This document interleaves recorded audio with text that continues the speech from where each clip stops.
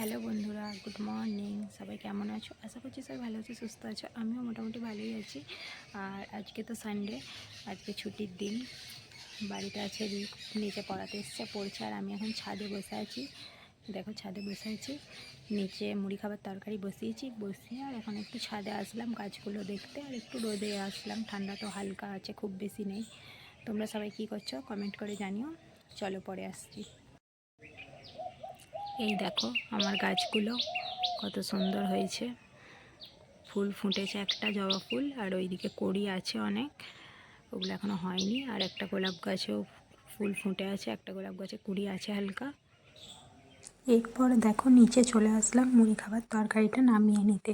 সেদ্ধ হয়ে গিয়েছে, নামিয়ে নেব এখন। এরপরে রিককে মুড়ি দেবো, রিক মুড়ি খাবে, আমিও খাবো ওর সাথে। খাওয়া দাওয়া করে তারপরে সকালের রান্নাবান্না আবার করব।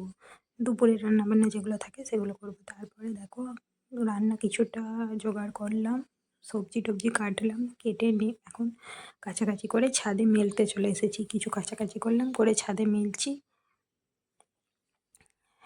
আর এখন সন্ধ্যাবেলা রিক পড়তে বসেছে। আমি রিককে বললাম তোর একটু ভিডিও করি, ও তাই দেখো কীরকম বদমাইশি করছে, ওর ভিডিও তুলছি বলে। চলো ওটা